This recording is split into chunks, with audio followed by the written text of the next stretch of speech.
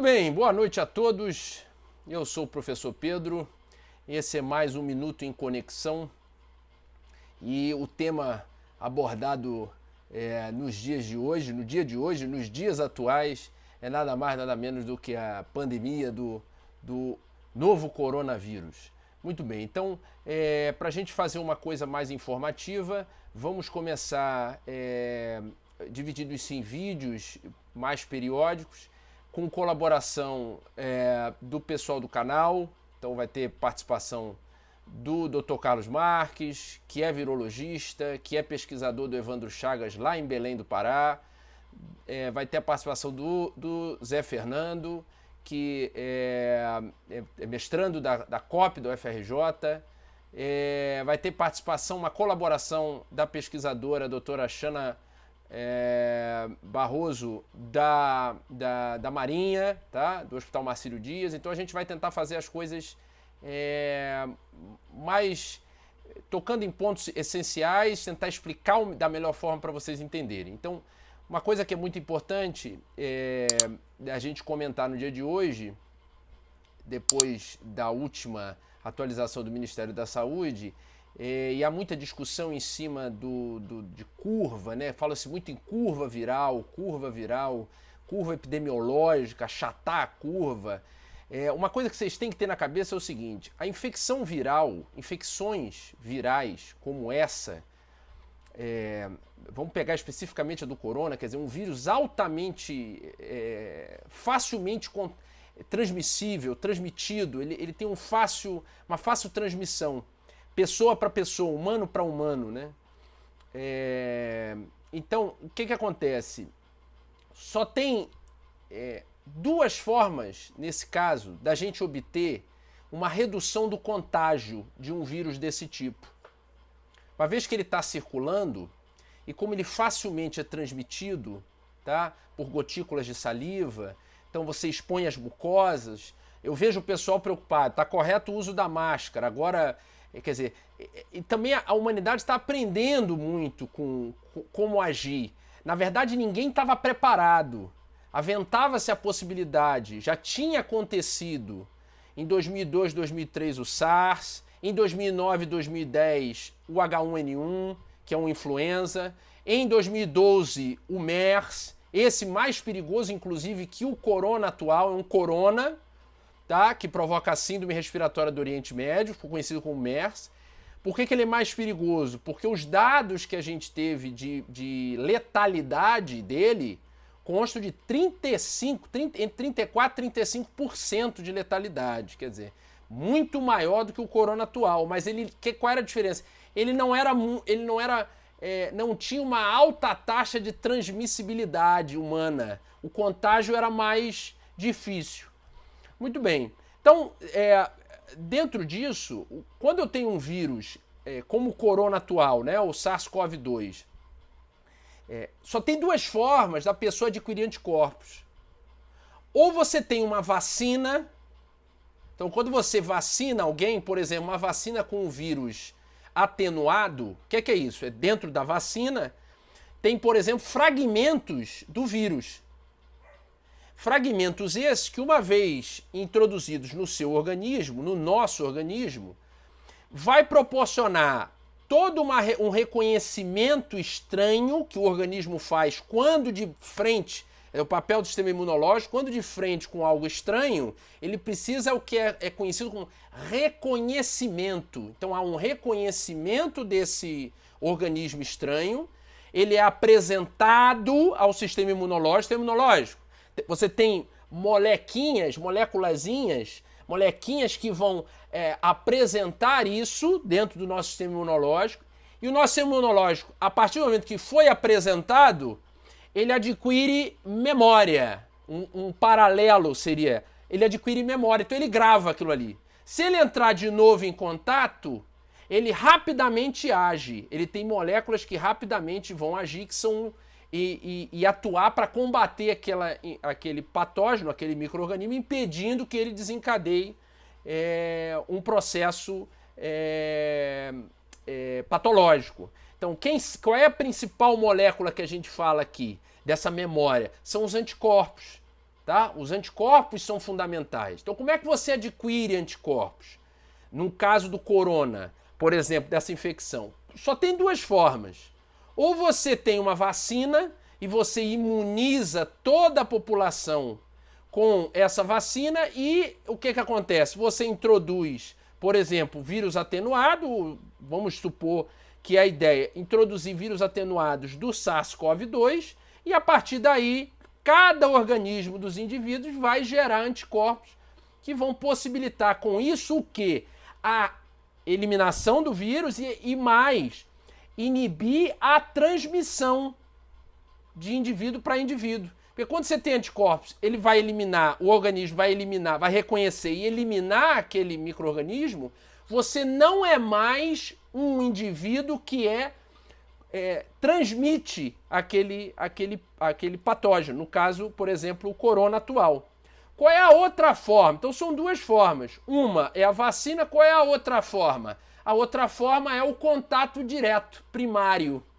Você entra em contato pela primeira vez, o teu organismo pode ser, no caso desse corona, até 80%, 85% dos indivíduos, pelos dados que nós temos atuais, são assintomáticos, ou seja, eles não têm sintomas, mas o vírus, ele incuba dentro do organismo. Uma vez que o indivíduo entrou em contato pela primeira vez, o vírus fica, ele consegue ser transmitido a partir desse indivíduo assintomático, ou de qualquer indivíduo sintomático, no prazo de até 14 dias. Então, uma vez que você entrou em contato, até 14 dias depois, você é capaz de transmitir para um colega seu, para um amigo seu, familiar seu. Uma vez que passou os 14 dias, o que aconteceu? Você se sobreviveu, se você foi assintomático ou se você foi sintomático, mas não foi a óbito em decorrência dos sintomas que foram gerados e do processo que desencadeia essa infecção do corona atual, você adquiriu anticorpos. Agora você não vai mais, quando entrar em contato com o vírus, transmitir, e o vírus que estava no seu organismo, ele foi eliminado. Então você não transmite mais. Então só tem essas duas formas. Ou você vacina todo mundo, ou as pessoas entram em contato com o vírus.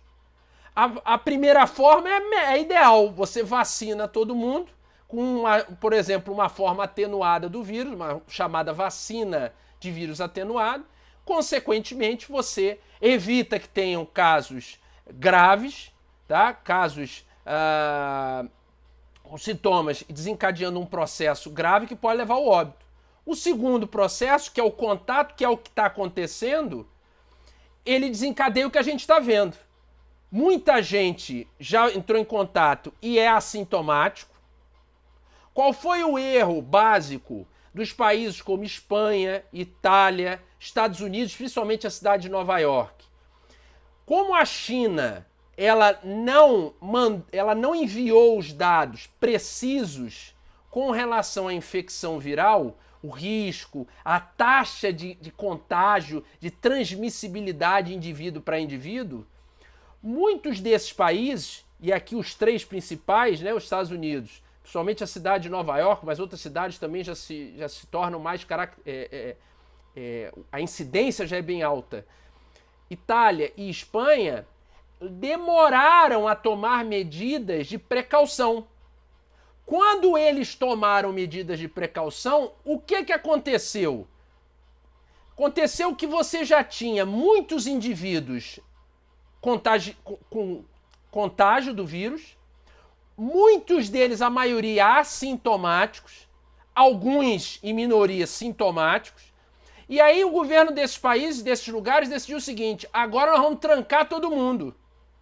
O que aconteceu? Você trancou aqueles indivíduos, principalmente os que eram assintomáticos, com pessoas que não tinham entrado em contato com o vírus.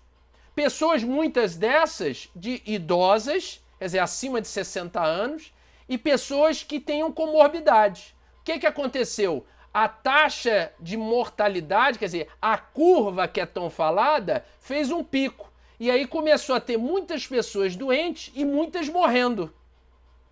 O Brasil, nesse aspecto, sob certa... levando-se em conta determinados parâmetros, até que adotou medidas antes desse tempo de... ao que tudo indica até agora, desse tempo de contágio entre as pessoas. Então você não tem uma curva um pico tão elevado ainda. É claro que isso vai aumentar. Por que vai aumentar a curva? Porque as pessoas estão se contaminando. E mais, o número de casos está aumentando porque também agora os governos dos países começaram a testar as pessoas. Então você vai ter pessoas que são assintomáticas entrando na estatística. Você vai ter pessoa que tem sintomas. Aí quais são os sintomas? Ela não provoca gripe, isso é outro equívoco. A característica sintomatológica dessa doença, ela muito se assemelha, ela fica grosso modo falando, ela se assemelha muito com o que a gente conhece da dengue, que é a dor no corpo, a fadiga, a febre e alguma coisa que a gente conhece de resfriados e gripes em geral. O que é? Também a febre, tosse. Alguns indivíduos, que não é a maioria, faz tosse produtiva com catarro, mas nem todos os indivíduos, aliás, um baixo número de indivíduos faz secreção no nariz. A gente chama de rinorreia. Poucos fazem inflamação na garganta. Então não tem muita característica gripal. Tem muita característica em determinados pacientes, um bom número de pacientes, se assemelha a uma doença como a dengue. Quer dizer, o cara tem dor no corpo, fadiga muscular, fadiga, cansaço, desânimo, febre. Só característica, qual é a característica mais marcante dos sintomas dessa doença? A tosse. A tosse é a característica marcante. O desencadear da doença, ela gera um quadro de síndrome respiratória aguda grave, quer dizer, isso são os quadros mais graves, agudos, e ela leva a uma coisa que a gente conhece agora para o pessoal mais técnico, sepse. Então faz uma sepse, quer dizer, a cascata inflamatória, ela perde, ela faz uma explosão da cascata inflamatória, explosão entre aspas, ok? Faz uma explosão dessa cascata inflamatória, como consequência o organismo perde o controle, ativa a cascata de coagulação, faz coagulação intravascular disseminada, choque séptico, e aí o desfecho mais grave que a gente está vendo é o óbito. Então o que mata não é o vírus, são as consequências da infecção viral. Então quando o indivíduo fala, e aí vou pegar o gap aqui do uso da cloroquina. A cloroquina é um antimalárico. Então ela atua sobre o parasita. Tá? Só que a cloroquina é conhecida há tempos como imunomoduladora, por isso ela é utilizada em doenças autoimunes, por exemplo, artrite reumatoide, lúpus, sarcoidose. Então, nessas doenças em que eu tenho uma desregulação da cascata imunológica atacando o próprio organismo do indivíduo, a cloroquina tem função. Por quê? Porque ela atua como imunomoduladora, ela diminui a cascata inflamatória. Então, a ideia de testar a cloroquina, isso é outro aspecto. Não deve ser no paciente grave. Deve ser no paciente que começou a ter sintomas. E, quiçá, testes profiláticos, preventivos, principalmente nas equipes de saúde. Porque antes de você ter o desencadeado da cascata inflamatória, depois que já desencadeou, dificilmente o indivíduo vai... e o pessoal, a equipe de saúde, vai ver um grande efeito com o uso da cloroquina. O indivíduo pode até se recuperar, mas muito vai ser em função do organismo dele. Tá? Então isso é muito importante. Então a gente fica por aqui. Vamos tentando atualizar. Nos próximos vídeos eu vou trazer mais novidades para vocês, tá bom? Ó, fiquem com Deus, se cuidem. Beijo do mar.